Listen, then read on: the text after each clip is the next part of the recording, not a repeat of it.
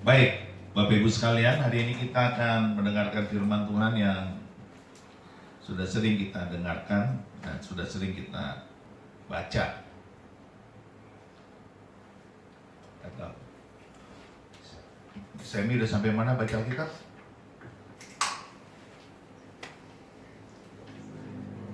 Clay sampai mana Clay baca Alkitabnya?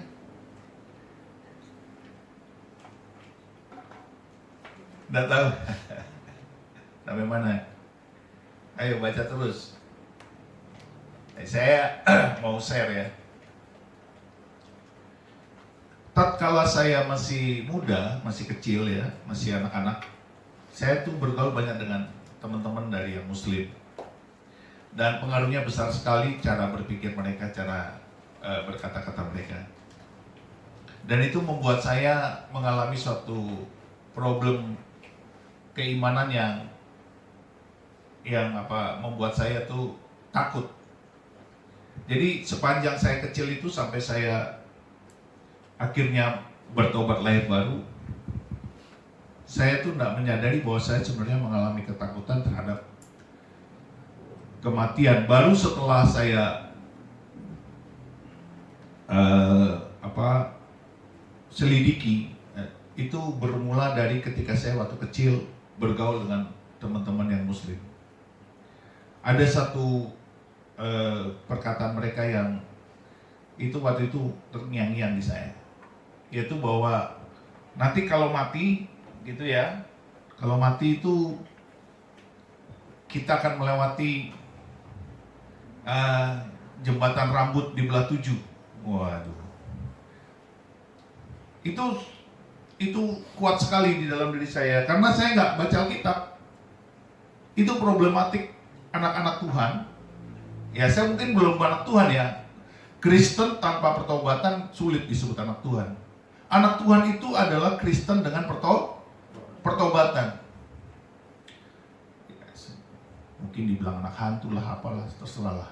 Bukan anak Tuhan ya, tapi anak hantu. Tapi kan nggak mau dibilang anak hantu kan. Tetapi itu ternyata termaktub ya, tercekat, tertanam di dalam pikiran saya dari kecil itu. Karena saya nggak pernah tahu Alkitab, nggak pernah baca. Dan memang ya saya nggak bisa nyalakan orang tua saya juga. Orang tua saya aktif di gereja cuma KUR, ya kan? Aktif doa-doa liturgi lingkungan, tetapi secara imani itu tidak pernah baca Alkitab. Jadi anak-anaknya pun tidak pernah diajarkan atau dipaksa untuk baca Alkitab. Nah, ketika saya bertumbuh agak dewasa sedikit, saya mulai mengerti lah bahwa jembatan rambut di belah 7 itu nggak ada di Alkitab, itu adanya di kitab mereka. Tetapi tetap saja saya masih bingung dengan iman saya, dan ketakutan untuk mati, takut mati itu sangat kuat sekali. Jadi pada saat itu kalau saya ditanya, kalau mati yakin nggak ke surga, saya nggak yakin. Ya masih bilang mudah-mudahan begitu. Dan saya yakin iman seperti ini banyak di antara orang-orang yang mengaku Kristen. Kristen tanpa pertobatan. Jadi kalau mereka ditanya, apakah ketika engkau mati engkau siap untuk surga? Pasti banyak yang nggak yakin. Nah, itu sebabnya saya hari ini akan berbicara tentang pikiran kita. Pikiran kita kalau tidak diisi dengan Alkitab, dengan firman Tuhan, dengan sabda Tuhan, itu tidak bisa menjadi pikirannya benar. Jangankan menjadi pikiran Kristus ya. Pikiran Kristus itu kan tinggi sekali, sangat mulia, sangat suci, sangat dalam dan sangat kudus. Jangankan sampai kepada pikiran Kristus, untuk menjadi baik saja, pikiran baik. Kan ada pikiran baik, ada pikiran benar, dan ada pikiran sempurna. Nah itu pikirannya Kristus. Untuk menjadi baik saja itu sulit kalau saudara dan saya tidak baca Alkitab. Jadi sampai kita mau memiliki pikiran Kristus, itu kita harus terus-menerus berulang-ulang merenungkan sabda Tuhan. Kita harus mengunyahnya, mengunyah, dan mengunyah. Sampai akhirnya kita telan. Kita memamah biak firman itu, sabda itu, kita melakukan sebuah kontemplasi, perenungan. Jadi kalau kita baca Alkitab tidak direnungkan, kita tidak punya pikiran Kristus. Nah, ketika itulah saya mulai berubah.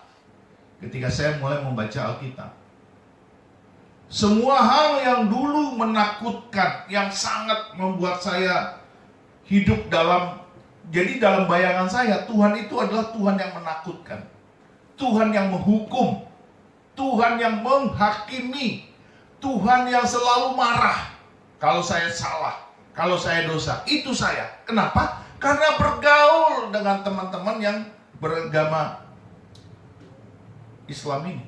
Karena di dalam ajaran mereka, segala hal selalu dihukum.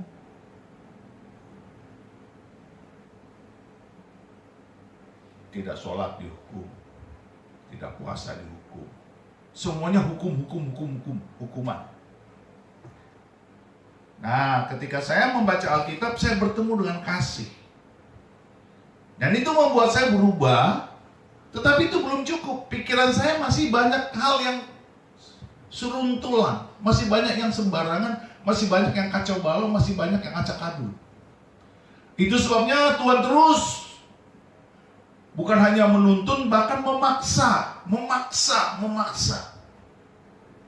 Karena kalau setiap orang tidak dipaksa, tidak mungkin bisa. Karena kenapa harus dipaksa? Karena ini masalah kedagingan. Coba, jujur nggak? Kita punya kedagingan, betul? Iya.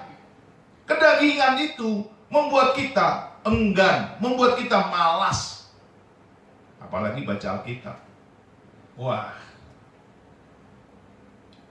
Bayangkan saudaraku, kehidupan yang begitu merdeka, bebas, ya, tidak punya aturan, tiba-tiba dipaksa untuk baca Alkitab. Itu sebuah perbedaan yang 180 derajat. Tiba-tiba menjadi orang yang membaca Alkitab. Nah, hebatnya Tuhan menuntun saya itu tidak serta-merta langsung paham dan mengerti. Dia membawa saya kepada sebuah cerita. Jadi ketika saya membaca Alkitab itu seperti membaca sejarah. Perjanjian Lama waktu saya baca itu sejarah. Dan itu membuat saya tertarik. Dan ketika itu tertarik, Tuhan terus menarik saya untuk terus mau baca Alkitab. Jadi sejarah itu membuat saya tertarik. Karena sebelumnya kan saya baca-baca buku pelajaran, pengetahuan, bahkan buku-buku filsafat, ya, bukunya Mahatma Gandhi saya baca, bukunya Soekarno saya baca. Saya ini orang yang suka membaca, literasi saya dalam. Kalau namanya koran, Kompas, itu kalau datang langganan di rumah, itu semua saya baca sampai ke iklan-iklannya. Saking suka membaca. Dari tidak suka membaca. Tetapi saya melihat bahwa pergerakan Tuhan dari membaca hal-hal yang buku-buku sekuler, ya, majalah-majalah dan koran-koran, buku-buku sekuler, lalu beralih ke Alkitab, itu sebuah perbedaan yang jauh. Tetapi itu Tuhan tarik dengan membaca Perjanjian Lama. Perjanjian Lama itu sebuah cerita. Bagaimana Tuhan menciptakan bumi, lalu bagaimana Adam jatuh dalam dosa. Itu saya mulai ngerti. Kalau di agama yang lain kan baca Adam jatuh dalam dosa kan karena makan buah kuldu apa? Kuldi. Nah, apa itu buah kuldi? Di sini nggak ada. Jadi mulai rontok semua itu pemikiran-pemikiran salah dari kecil. Itu nggak gampang, saudara. Makanya Saya paham betul kenapa anak-anak Kristen itu sebenarnya bukan anak-anak Tuhan, karena mereka masih belum dalam pertobatan. Coba lihat anak-anak Kristen ini yang suka bergaul, apalagi kalau pakai salib gitu kan, atau ditato lengannya salib. Coba tanya, pasti belum dalam pertobatan, tapi ngaku-ngakunya tuh Kristen gitu, cinta Yesus. Kalau ditanya bisa fanatik mereka, tetapi dalam hidupnya bukan dengan pengertian yang benar. Itu sebabnya kita tuh, saya akhirnya saya juga fanatik loh saudara. Kecil Kristen tapi nggak pernah baca Alkitab, tapi fanatik, kan lucu itu. Kalau namanya ke gereja, harus ke gereja. Nggak boleh nggak ke gereja, harus ke gereja, hari Minggu ke gereja. Mau ke sekolah, jam 7 pagi harus ke gereja. Gereja dulu. Di gereja itu, di sekolah itu ada gereja Katolik. Itu ada misa kudus dulu ya, 15 menit. Selalu disiapkan buat orang-orang ibadah pagi. Setiap hari itu sebelum ke sekolah. Saya mampir dulu karena dekat sekali sekolahnya dengan gereja. Ke gereja dulu, udah gereja baru sekolah. Itulah kehidupan yang saya lihat secara duniawi saya saleh. Tetapi secara imani nggak ada apa-apanya. Nol besar. Nah, ketika Tuhan membuat saya mulai tertarik dengan sejarah Perjanjian Lama, lalu digeser ya, kalau pagi baca Perjanjian Lama, malam baca Perjanjian Baru. Nah, itu mulai baca Injil. Matius, Markus, Lukas. Yang membuat saya terjamah itu ketika saya baca kitab Yohanes. Itu lawatan Tuhan terjadi. Itu setelah berapa lama saudara? Setelah 6 bulan. Jadi dari pemaksaan yang memang Tuhan inginkan saya mengalami Tuhan, sampai akhirnya saya dilawat Tuhan, itu 6 bulan. Dari saya mulai pusing baca Alkitab, pusing. Saya tahu yang membuat saya pusing itu karena kedagingan saya. Orang, ya dengar nih baik-baik nih, orang yang nggak suka baca Alkitab, dengar ya kalian semua. Kalau kalian tidak suka baca Alkitab, itu berarti kalian lebih kuat setan kedagingannya daripada Roh Kudusnya. Makanya kalian pusing. Itu saya. Karena kalau engkau ada Roh Kudus, engkau baca Alkitab, engkau sukacita, engkau bergelora, engkau berapi-api, engkau mengalami sesuatu yang luar biasa. Kata-kata Tuhan itu muncul dari setiap firman yang kau baca. Huruf-hurufnya, suku-suku katanya, itu membuat engkau tercenung-cenung, kau memikir-mikirkan. Engkau bisa baca Alkitab itu lama. Untuk baca satu perikop saja lama selesainya. Karena perenungan-perenungan yang kau pikir-pikir, engkau renung-renungkan, itu membuat engkau nikmat. Tapi saya belum sampai ke situ. Mau baca aja pusing, tapi karena saya paksakan harus baca, lama-lama terjadi perubahan. Dan itulah saya mengalami kelepasan. Waktu baca kitab Yohanes, setiap saya habis baca Alkitab, kelepasan terjadi. Saya nangis. Jadi tidak lagi ada kepusingan. Hilang semua pusing-pusing itu. Dan akibatnya apa? Mengalami rema. Ini yang penting. Rema itu membuat kita semakin dekat dengan Tuhan. Iman kita bangkit, kita semakin yakin Allah kita itu hidup. Bukan Allah yang di awang-awang. Dulu kan saya kalau doa, sepertinya Tuhan tuh jauh gitu. Ya, karena pengertiannya belum benar, karena gak pernah baca Alkitab. Coba orang-orang yang tidak pernah baca Alkitab pasti gak ada iman. Ketika nggak ada iman, kalau berdoa, Tuhan seperti jauh, seperti nggak ada, nggak real gitu loh, nggak nyata. Nah, saudara, setelah pikiran saya mulai baik, lalu mulai benar, itu dibedakan tuh. Roh Kudus akan tuntun kita. Contohnya begini.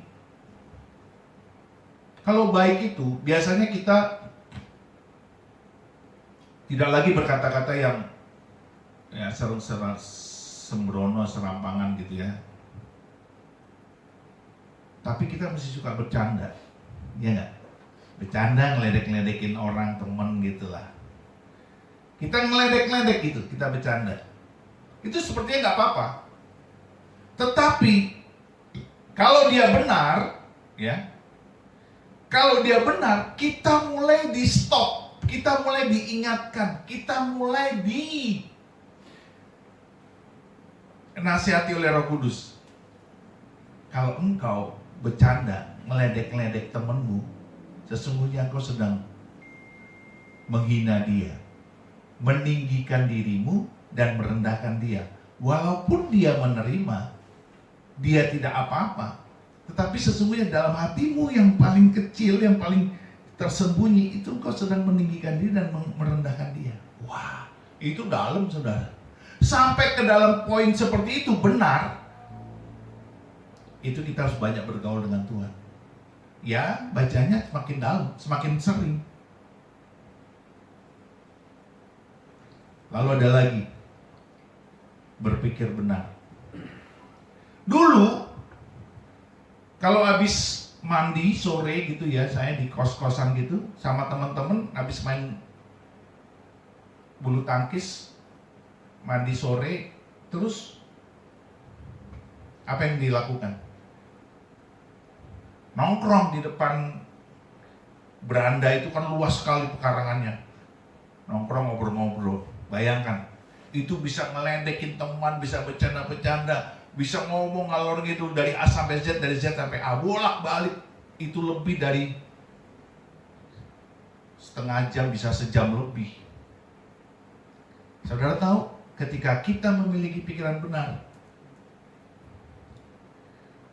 sampai dengan 10 menit, itu tiba-tiba Roh Kudus sudah kasih kode. Kamu masuk. Masuk. Artinya sudah tidak ada lagi faedah kamu bicara-bicara seperti ini. Ini kata-kata sia-sia ini. Akhirnya saya masuk ke dalam kamar. Masuk ke dalam kamar. Saya kunci, dengerin lagu rohani, baca lagi Alkitab. Sering begitu. Jadi dulu tuh bisa berjam-jam saya ngobrol sama teman, ketawa-ketawa, ngekek-ngekek gitu kan, terbahak-bahak, lucu-lucu gitu, jok-jok yang bahkan yang jorok-jorok gitu, ketawa-ketawa, ngekek-ngekek. Kelihatannya baik, tapi kalau mau masuk dalam pikiran benar, itu sudah berhenti. Karena Roh Kudus tuh sudah mulai, kan kedagingannya sudah dilepaskan tuh. Roh Kudus sudah mulai menuntun, tidak lagi kamu suka. Itu 10 menit ya saya cuma di luar. Akhirnya udah gak betah, saya masuk ke dalam. Beda, saudara. Nah, untuk menjadi pikiran Kristus, itu kita harus terus menerus pikiran kita itu benar. Contohnya, kalau engkau dilukai, engkau disakiti, padahal engkau benar, kerja udah betul, sudah sungguh-sungguh, sudah serius, engkau dipersalahkan. Sanggup nggak engkau menerima kondisi engkau dipersalahkan, tetapi engkau tidak tersinggung, engkau tidak marah? Wah, itu berat sekali. Nah, itulah pikiran Kristus.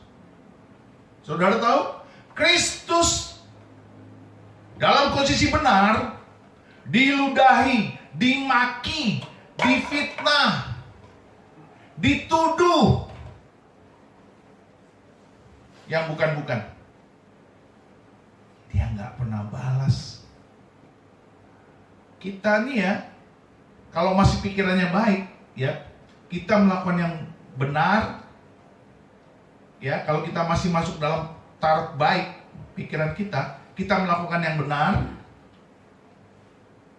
dipersalahkan, kita bisa bantah, kita bisa adu argumen, sehingga kita dalam posisi menang, karena kita benar, kita nggak salah. Itu baik. Tapi kalau dalam posisi Kristus, engkau salah, engkau dipersalahkan padahal engkau benar, engkau bisa memaafkan, mengampuni, bahkan mendoakan. Itu pikiran Kristus.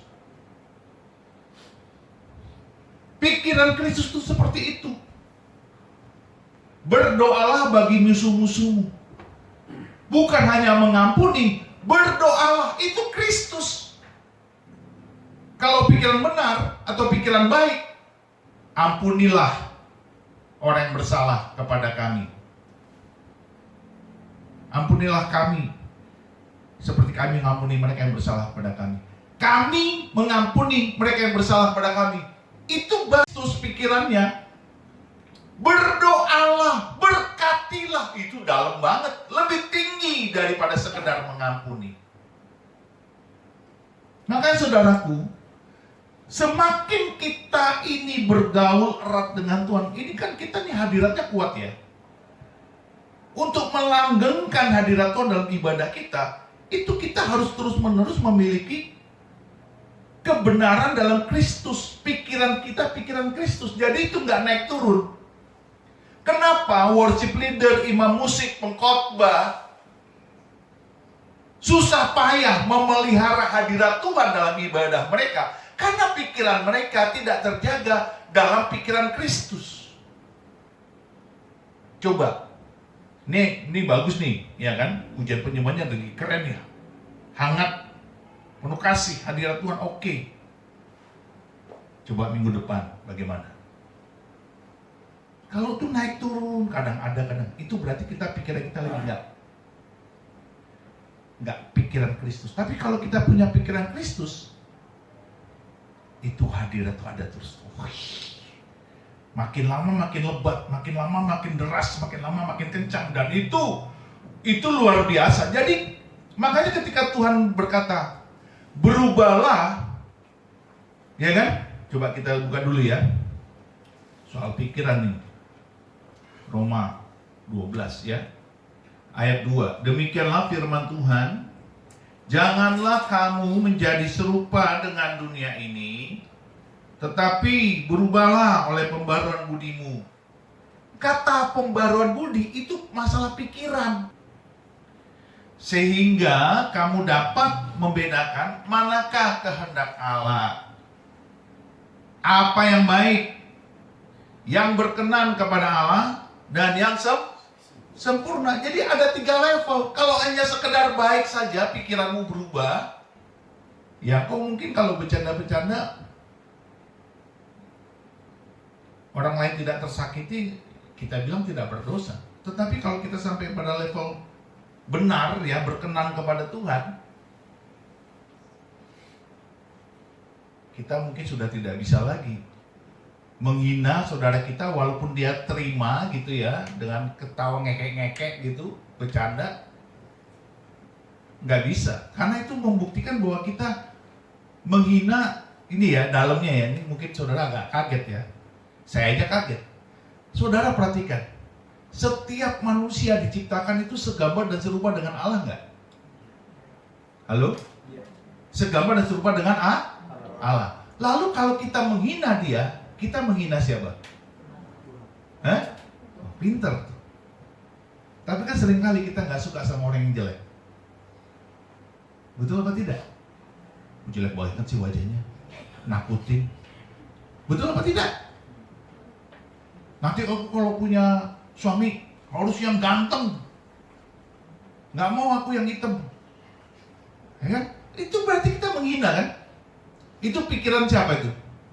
Dalam tataran kita itu baik, betul nggak?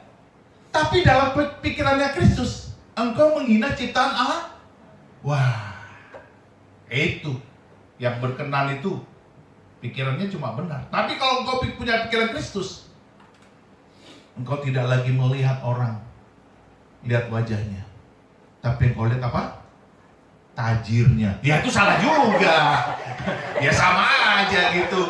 Ngelihat tajirnya sama aja. Nggak apa-apa deh wajahnya berantakan, yang penting tajir coy. Ya nggak bisa juga. Kan banyak kita terjebak dalam seperti itu. Akhirnya pilihan-pilihan kita dengan pasangan itu kadang-kadang pilihan-pilihan politik. Artinya apa? Ada untung rugi di situ. Itu politik namanya kalau untung rugi. Ada kepentingan-kepentingan. Memperbaiki keturunan lah, memperbaiki warisan lah. Ya kan? Itu nggak benar. Kan saya sering lihat itu. Ini yang ngaku-ngaku anak Tuhan sering. Wah, itu worship leadernya ganteng. Ayo jujur, saya pernah dengar tuh di antara anak rohani saya di sini. Worship leadernya ganteng loh. Kok ngomongnya wajah? Saya terus terang ngomong sama saudara ya. Saya introspeksi diri saya. Saya nggak boleh sampai menilai orang hanya dari wajah. Yang bertobat katakan amin. Tobatnya nggak banyak. Tobatnya lemah. Iya. Cantik tuh worship leader. Apa sih? Makanya istri saya tuh suka kalau nyetel lagu rohani, dia kalau saya mulai protes, karena saya begini, kalau lagu rohani kamu nyanyi karena wajah, kamu nyanyi karena suara, aku nggak suka. Kalau kamu nyanyi harus karena hadirat. Amin. Hadirat itu istri saya tuh suka marah tuh. Nah, emang betul kan standarnya Tuhan dong. Amin. Bukan karena lu jago nyanyi, lu jago musik, lu jago, bukan, tapi hadirat. Makanya ini kita sampai kepada apa yang baik, yang berkenan kepada Allah dan yang sempurna. Jadi pikiran inilah yang harus kita miliki. Yang sempurna itu adalah pikiran Kristus. Amin. Engkau disakiti, engkau dilukai, engkau bisa berkata, aku mendoakanmu, aku mengampunimu, diberkatilah engkau. Itu memang berat, saudara. Tapi itu Kristus. Berat memang. Nggak bisa kita berdoa tercekat di sini, nggak keluar suaranya karena terkunci di sini, di leher kita. Berkati, enggak deh. Tetapi itu pikiran Kristus. Kalau kita semua, ya Bapak Ibu sekalian, mengerti standar Allah itu tidak hanya di baik, tapi di benar dan akhirnya di Kristus, ya. Kristus itu sudah tidak lagi, dia beyond, udah di atas segala-galanya. Jadi saudara itu dilukai, disakiti, bahkan saudara miskin sekalipun, saudara nggak ngeluh, itu pikiran Kristus. Tahapan-tahapan seperti itu saya sudah alami berkali-kali, dan saya sudah jatuh bangun berkali-kali. Saya bertobat berkali-kali, saya belajar banyak berkali-kali dari Tuhan. Dan Tuhan itu sering menegur saya, bukan dari orang-orang yang bagaimana, tapi dari peristiwa demi peristiwa itu membuat saya bertobat untuk menjadi pikiran Kristus. Salah satunya contoh kayak tadi nih, saya tuh selalu berdoa, Tuhan berkatilah ibadah kami besok, biarlah hadirat-Mu luar biasa. Saudara tahu nggak? Dalam kebodohan saya, itu saya berdoa begitu-begitu terus tuh. Tapi kalau nggak terjadi hadirat Tuhan, saya suka mewek gitu, sedih gitu. Selalu Tuhan ngajarin saya, kamu tahu, aku tuh selalu ada. Aku tersedia dimanapun, karena aku Allah yang berkuasa. Problemnya adalah, kamu itu punya banyak masalah dengan dirimu sendiri. Dengan pikiranmu, dengan perkataanmu, dengan matamu, dengan pendengaranmu. Kamu punya masalah dengan dirimu sendiri.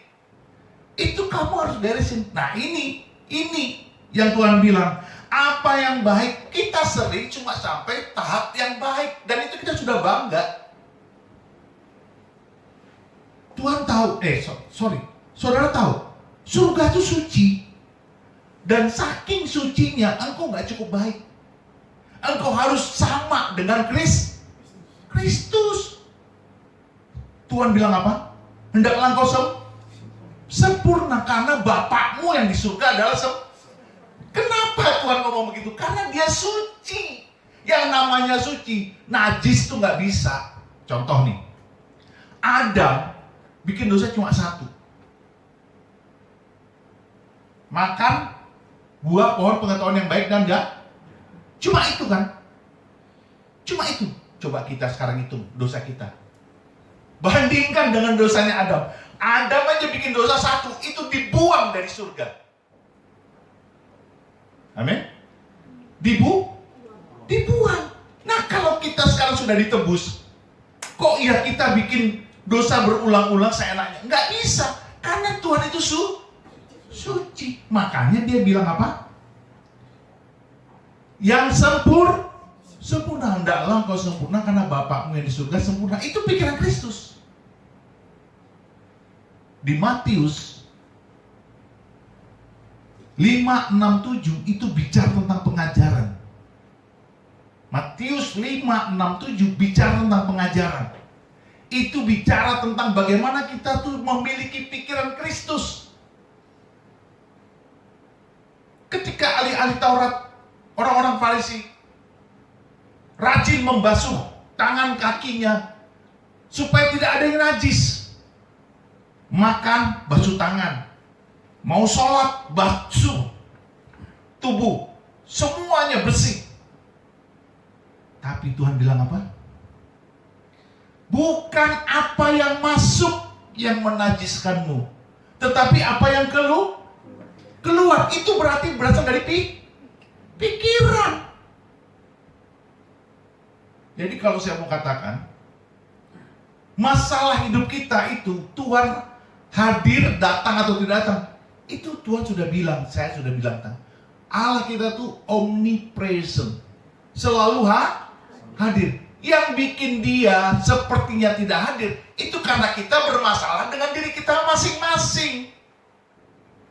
Kita punya problem sendiri dengan diri kita. Kenapa Tuhan tidak hadir? Kenapa Tuhan tidak menyembuhkan? Kenapa Tuhan tidak tampak kuasanya? Karena kita punya masalah. Maka beresin hatimu setiap saat. Lakukan kontemplasi demi kontemplasi. Check and recheck. Itu namanya introspeksi diri. Itu namanya pertobatan setiap waktu. Oh, Adam aja dosanya cuma satu, dibuang dari surga. Nah, kita ini sudah ditebus, mau ke surga lagi. Walaupun kita sekarang dengan iman boleh di surga, tapi kan kita tidak bisa kalau tidak sempurna. Yang mengerti katakan amin. Jadi bagaimana dong Pak Pendeta? Lu kan gampang. Dengan segala kerendahan hati, engkau mau nurut Roh Kudus untuk memperbaiki hidupmu dengan membaca Alkitab. Karena pikiranmu harus dirubah hanya melalui firman Allah yang berkuasa itu akan membuat kita mengalami Roh Kudus. Dan Roh Kudus itu akan membersihkan kita. Tidak ada yang lain selain itu. Karena ada kuasa memerlukan firman Tuhan dengan kuasa Roh Kudus. Nah, setelah saya mengerti ini, saudara tahu, hampir dan sangat hampir jarang saya berdoa, Tuhan, datanglah, jamalah umatmu, berkuasa Roh Kudus untuk setiap ibadah. Jarang. Bapak, aku mau besok kuasamu datang. Enggak. Itu mah tergantung saya. Karena Tuhan itu selalu ada. Tinggal sekarang kita berjalan dengan iman. Tuhan pasti ada. Makanya saya kalau nyembah sungguh-sungguh, joget asik aja gitu. Karena Roh Kudus. Nggak ada jaim-jaim. Ke laut aja yang jaim. Loh, ini Tuhan. Saya udah merasa kebebasan, dipulihkan, dikuduskan, ditebus. Itu gembiranya luar biasa. Makanya saya bahagia gitu loh. Makanya Joe kagum kan, wah Pak Anjar gak pernah jaim. Ngapain jaim? Dari dulu saya di kumpulan para gembala, saya kan udah senior, udah 60. Joget aja saya, mereka kagum. Akhirnya mereka ikut-ikut joget. Itu akibat apa? Kita punya hubungan dengan Tuhan. Tidak lagi cukup baik. Kalau engkau jaim mungkin kau masih berpikir baik. Tapi kalau saya udah seperti Kristus, karena saya ditebus, dan itu bahagia banget. Hari ini misalnya Tuhan menegur saya dengan sesuatu. Entah mulut istri saya, entah tindakan kalian, entah peristiwa-peristiwa yang membuat saya sedih gitu. Itu membuat saya sukacita karena saya ditegur.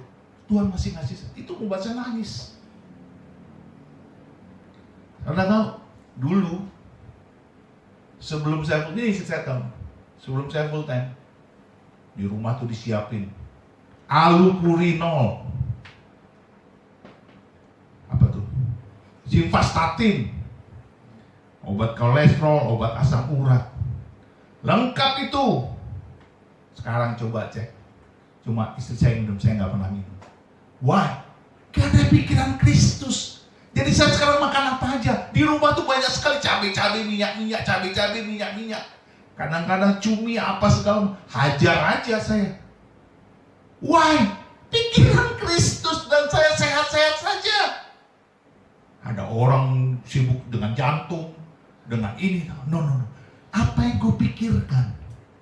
Kalau kau sudah punya pikiran Kristus. Mohon maaf ya, saya tidak mau menghakimi loh, tidak. Tapi saya mau mengatakan, kita harus sampai kepada pikiran Kristus. Bukan hanya yang baik, bukan hanya yang berkenan, tapi pikiran, bukan hanya benar atau baik, tapi pikiran Kristus. Yang mengerti katakan amin. Jadi nggak ada sakit-sakit, itu nggak ada. Orang tua nih, pasti lututnya susah kan? Justru banyak bergerak, loncat-loncat, gembira. Saya itu juga begitu, makanya lutut saya oke-oke aja. Aduh, kalian ini memang perlu banyak bertobat lahir baru. Jadi saya nggak pernah lagi berdoa, Tuhan datanglah. Ini cuma di sini aja kalau doa bareng-bareng, hadiratmu Tuhan turun. Tapi saya di rumah doa aja, saya yakin pokoknya Tuhan pasti hadir. Sepanjang saya ada, Tuhan ada. Karena Tuhan kan bersama saya. Kenapa kita tidak merasakan Tuhan? Karena kita punya kedagingan lebih kuat daripada iman. Iman kita pasti kalah karena kedagingan kita begitu kuat. Makanya doa kita tuh nggak dijawab Tuhan. Makanya kesembuhan tuh sulit terjadi, mukjizat sulit terjadi karena iman kita jatuh, tertutupi oleh kedagingan kita yang kita nggak sadari bahwa kedagingan kita bangga baru sampai kepada pikiran yang baik. Harusnya benar, naik lagi pikiran Kristus. Ya bukannya nggak boleh saudara doa, Tuhan datanglah hadiratmu, jamalah jemaatmu. Enggak, bukan begitu. Coba saudara sekarang lihat, apakah saya pernah tumpang tangan lagi? Kan enggak. Cukup dari mimbar, karena saya percaya Tuhan ada. Makanya saya bilang, taruh tangan kananmu di dada. Tuhan jamah mereka. Itu iman. Dulu saya sering banget tuh, kalau nggak ditumpangin tangan, saya kurang afdol, jadi saya suka panggil altar call. Dulu tuh, sampai di Palembang tuh, waduh, orang-orang pada berbondong-bondong minta didoakan. Karena kalau didoakan sama saya mesti nangis, atau keluar nubuatan kata-kata. Tapi saya sekarang nggak mau.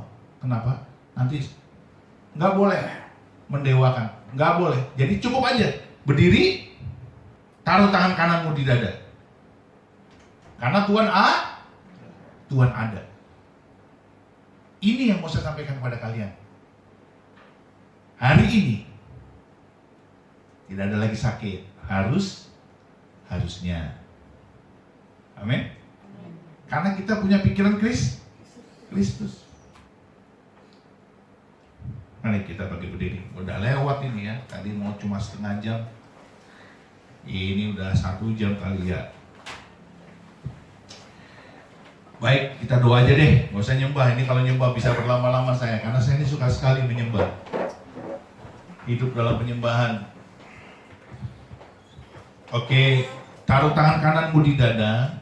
Saya berdoa, Bapa, di dalam nama Tuhan Yesus, jamah setiap anak-anakmu. Hari ini mereka mendengarkan tentang bagaimana memiliki pikiran Kristus. Walaupun ini nggak dalam, nggak banyak, tapi Tuhan yang sederhana ini, biarlah Tuhan kau celikan mata rohani mereka. Biarlah Tuhan matikan segala kedagingan dalam hidup mereka. Dan mulai bergaul eratlah mereka dengan Engkau Tuhan.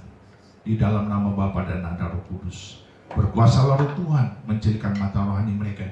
Ketika mereka Engkau berikan kemauan, paksa untuk membaca, merenungkan firman-Mu. supaya mereka memiliki pikiran Kristus.